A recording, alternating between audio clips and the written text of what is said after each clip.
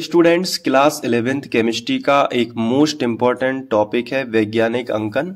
और ये जो क्वेश्चन मैंने आपके सामने लिखा है ये एनसीईआरटी की बुक का है, मतलब ये मोस्ट इम्पॉर्टेंट क्वेश्चन है, ये परीक्षा में आ सकता है। तो चलिए फिर समझते हैं कि वैज्ञानिक अंकन में हम कैसे प्रदर्शित करते हैं। देखो, वैज्ञानिक अंकन होता क्या है। जैसे मान लीजिए कि अगर कोई आपसे इस तरीके से लिख दे कि 5.0 या 5.3 गुणित 10 के ऊपर -3 की घात, तो ये एक वैज्ञानिक अंकन के रूप में प्रदर्शित है।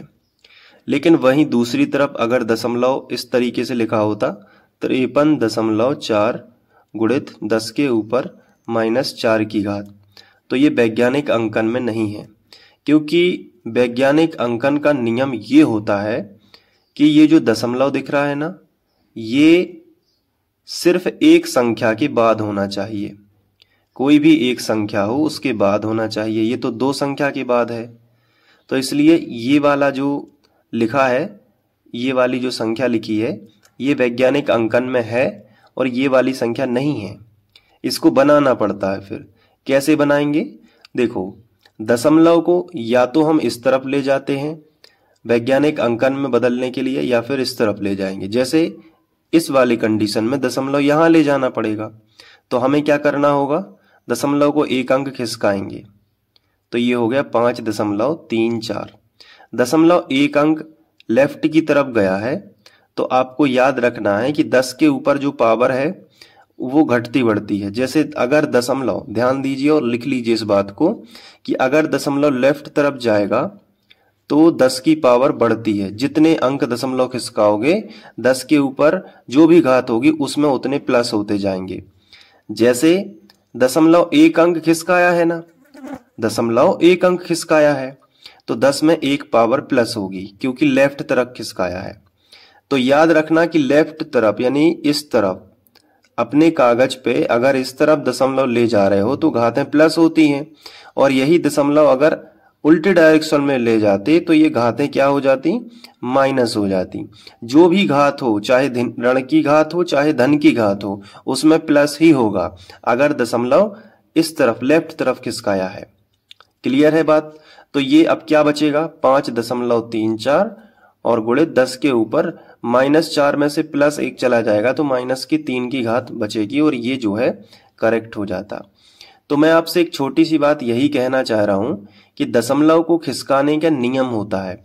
एक बार फिर से समझ लीजिए एक दूसरे एग्जाम्पल के साथ, फिर हम इन सवालों को करेंगे, पूरा समझ आ जाएगा। जैसे आपके सामने एक संख्या लिखी है 0.0038 गुणित 10 के ऊपर -5 की घात। अब समझने की कोशिश करना, क्या ये वैज्ञानिक अंकन में है? तो आंसर है नहीं। क्योंकि वैज्ञानिक अंकन क्या कहता है कि कोई संख्या के बाद दशमलव होना चाहिए, 0 के बाद नहीं, कोई संख्या के बाद। तो संख्या यहाँ पे क्या है? 3 है, तो ये दशमलव खिसका के हमें इधर ले जाना होगा। तो चलिए दशमलव खिसका देते हैं। तो इस बार हम दशमलव राइट तरफ ले जा रहे हैं। ये कहलाता है लेफ्ट और ये कहलाता है राइट। तो अभी दशमलव कहाँ खिसका रहे हैं? राइट तरफ। तो राइट तरफ खिसका रहे हैं, और कितने अंक खिसका रहे हैं? 3 अंक, 1 2 3।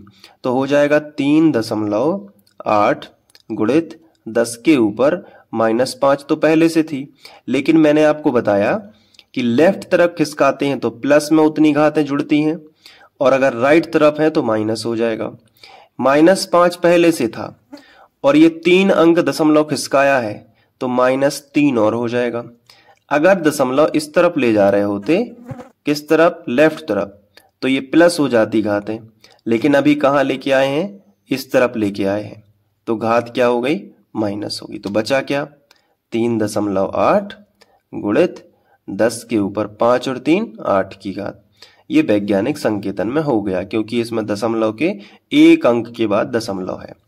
अब जो सवालों में दिया गया है उसको कर लेते हैं। कैसे करेंगे जरा ध्यान से समझिए।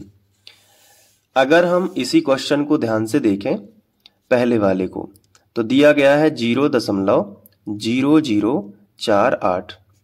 अब हमें क्या ये वैज्ञानिक अंकन में है? तो आंसर है नहीं, क्योंकि 4 के बाद दशमलव, एक अंक के बाद दशमलव चाहिए, 0 के बाद नहीं चाहिए। तो तो हमने दशमलव को सरकाया, 1 2 3, 3 अंक खिसका दिया तो 4.8। अब ये बताओ कि लेफ्ट तरफ खिसकाया है कि राइट तरफ? तो आप कहोगे सर आपने राइट की तरफ खिसकाया है, इस तरफ खिसकाया है। तो हम क्या करेंगे, गुणित लगाएंगे और 10 के ऊपर हम पावर लगाएंगे। तो अभी जो है कितने अंक खिसकाया है, 1 2 3, तो 10 के ऊपर -3 की पावर आ जाएगी। ये समझ पा रहे हो आप कि नहीं? देखो कैसे, क्योंकि 10 यहाँ पे था नहीं, तो हमें फिर क्या करना पड़ेगा, 10 मन से लेना पड़ेगा और जितने अंक खिसकाया है तो इस तरफ है तो नेगेटिव घातें आती हैं, -3 आ गया। अगर इस तरफ ले जाते तो +3, तो ये इसका परफेक्ट आंसर हो जाएगा। दूसरा देखो क्या दिया गया है, 234 और 000। अब ये बहुत आसान है, जब ये पूरी संख्या लिखी हो तो उसका दशमलव सबसे आखिरी में होता है, जो दिखता नहीं है माना जाता है, तो हमने उसको बना लिया। अब हमें दशमलव वैज्ञानिक अंकन में लिखना है तो दशमलव 1 अंक बाद होना चाहिए, यानी यहाँ इस 2 के बाद होना चाहिए, लेकिन यहाँ तो बहुत सारे अंकों के बाद है, तो दशमलव को हमें इस बार लेफ्ट तरफ ले जाना पड़ेगा। किस तरफ ले जाना पड़ेगा, लेफ्ट तरफ। तो ले जाओ 1 2 3 4 5, 5 अंक खिसकाया लेफ्ट तरफ, तो हो गया 2.34। अब ये 0 0 लगाना है तो लगाओ, नहीं तो दशमलव के बाद 0 का कोई मतलब नहीं होता, तो मत लगाओ, लेकिन हम गुणित लगा दें। अब दशमलव कितने अंक ले गए अपन, 1 2 3 4 5 अंक ले गए, तो 10 के ऊपर +5 की घात आएगी कि -5 की, बताओ जल्दी से। तो मैंने आपको बताया कि अगर दशमलव लेफ्ट तरफ ले जाएं तो प्लस की घातें होती हैं, और अगर इस तरफ ले जाएं तो माइनस की होती हैं। तो इस तरफ ले गए ना तो प्लस की होगी, 10 के ऊपर 5 की घात आ जाएगी। हाँ, अगर मान लो कि यहाँ पे 10 के ऊपर -7 की घात पहले से होती तो हम क्या करते, 1 2 3 4 5 अंक ले गए हैं ना, तो यहाँ +5 कर देते इसी घात में, लेकिन ऐसा है ही नहीं, तो फिर हम अपना जैसे चल रहे हैं वैसे ही चलेंगे। अब जैसे ये तीसरा सवाल है, बड़े ध्यान से समझना, क्या दिया गया है, 8008। तो बताओ एक पूरी संख्या का दशमलव कहाँ होता है? आप कहोगे सर सबसे आखिरी में होता है, यहाँ पे, बिल्कुल यहाँ पे होता है। अब लेकिन हमें वैज्ञानिक अंकन में लिखना है, तो ये दशमलव कहाँ लेके आना पड़ेगा, यहाँ लेके आना पड़ेगा। तो कितने अंक खिसकाएंगे, 1 2 3, तो 8.008। दशमलव को हम लेफ्ट तरफ ले गए हैं तो 10 की घात बढ़ जाएगी 3, तो 10 पे 3 की घात आ जाएगी और यही इसका करेक्ट आंसर होगा। इसके बाद ये है 500, तो 500 और दशमलव 0 है, तो 0 कहाँ होना, दशमलव कहाँ होना चाहिए, एक संख्या के बाद, यानी दशमलव को लेफ्ट तरफ ले जाना है। 2 अंक खिसकाएंगे तो 5 दशमलव, फिर हो जाएगा 0 0। अब ये दशमलव का 0 लिखना है, लिखो, नहीं लिखना कोई दिक्कत नहीं, मैंने लिख दिया है, चलो इस बार। और गुणित, और कितने अंक दशमलव किसका, तो आप कहोगे सर दशमलव गया है लेफ्ट तरफ, यानी प्लस की घातें होंगी 10 के ऊपर, और जितने अंक गया है उतनी की घात हो जाएगी। तो 10 के ऊपर लेफ्ट तरफ गया है तो +2 की घात हो जाएगी, ये देखो।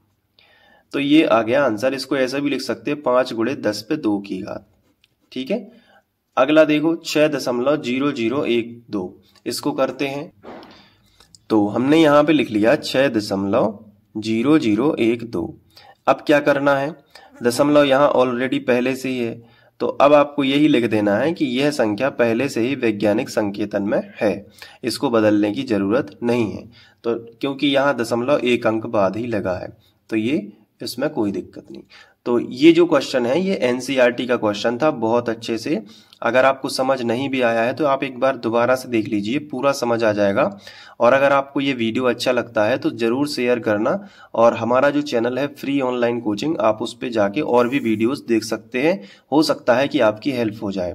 मिलते हैं नेक्स्ट वीडियो में, थैंक यू।